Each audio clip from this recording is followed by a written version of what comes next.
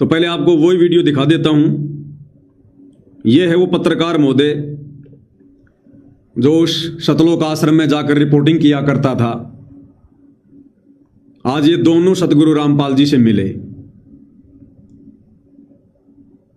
और ये कितना बड़ा संकेत गुरुदेव भगवान ने फिर से दे दिया हम सत्सेवकों को। पहले तो परमात्मा ने इस धनाना आश्रम को कुआं कहा था, कुआं, कि बच्चों तुम डामाडोल मत हो जाना, डगमग मत हो जाना।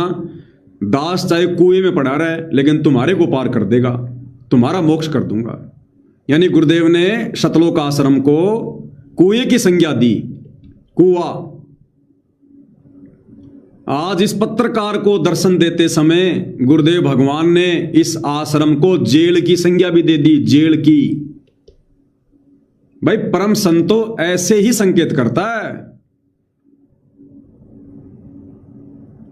ये पत्रकार क्या कह रहा है गुरुदेव को कि जी जब आप जेल में थे ना तब मैं आपके दर्शन करना चाहता था, लेकिन प्रोटोकॉल के तहत मैं आपसे मिल नहीं पा रहा था। तो गुरुदेव ने क्या कहा कि अब यहां मिल लो, या भी तो खुली जेल है। गुरुदेव कह रहे अब यहां मिल लो, खुली जेल है या भी। ये सतलोक आश्रम भी खुली जेल है, जेल। क्या कहा गुरुदेव भगवान ने, ध्यान से सुनिएगा। दर्शन करने के पहले भी थी, मैंने उनको कहा कि जेल में भी ले चलो, ये बोले वहां प्रोटोकॉल नहीं है। कोई ना, अब यहाँ मिल लो, खुली जेल गया। अब यहाँ मिल लो, खुली जेल गया। अब यहाँ मिल लो, खुली जेल गया। गुरुदेव कहते हैं अब यहां मिल लो, ये खुली जेल है। ये सतलोक आश्रम धनाना ये खुली जेल है, खुली जेल। भाई और बहनों ये संकेत हैं। अरे गुरुदेव ने उस इसार की जेल को, जिस जेल में गुरुदेव 11.5 साल तक बैठे रहे, परमात्मा ने उसको भी जेल नहीं बताया। यही कहा कि बच्चों जहां तुम्हारा गुरु भगवान रहता है तुम्हारे लिए वो सतलोक है। दुनिया जिसको नरक कहती है यानी जेल कहती है, तुम्हारे लिए सतलोक बना दिया, सतलोक। उस हिसार की सेंट्रल जेल को भी सतगुरु रामपाल जी ने जेल नहीं बताया, जहां 11.5 साल तक बैठे रहे, उसको भी सतलोक की संज्ञा दी। और जिस धनाना आश्रम में वर्तमान में बैठे हैं इसको गुरु जी कहते हैं खुली जेल है। या क्यों कह रहे हैं परमात्मा? क्योंकि जहां दूसरे व्यक्तियों के अधीन होकर रहना पड़ता है उसको जेल कहते हैं। जहां दूसरों के अधीन होकर रहना पड़ता है उस जगह को जेल कहते हैं, जेल। तो सतगुरु रामपाल जी इस धनाना आश्रम में अपने परिवार के अधीन है, सतलोक आश्रम कमेटी के अधीन है। देखा नहीं आपने किस प्रकार से चारों तरफ से घेर के रखते हैं, बंदूक तान के रखते हैं, जैसे बरवाला कांड के समय गुरु को मानुष मानकर। तो जिस जगह पर सतगुरु को दूसरों के अधीन रहना पड़ता है उसको जेल कहते हैं, जेल। तो ना तो सतगुरु रामपाल जी अपनी मर्जी से इसार जेल से आश्रम में आए हैं,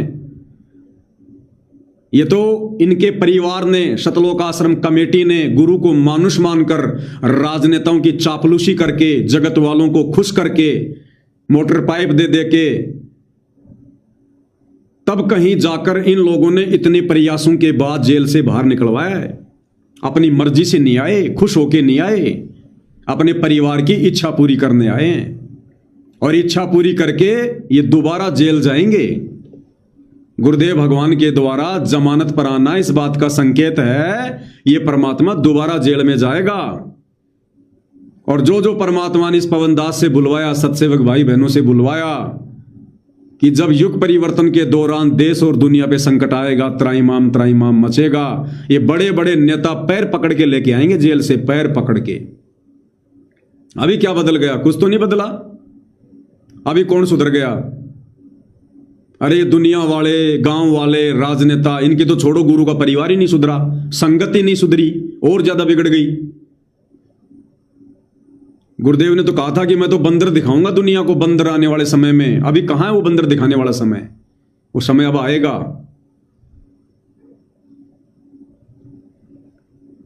तो इस धनाना आश्रम को गुरुदेव ने खुली जेल की संज्ञा दे दी, खुली जेल।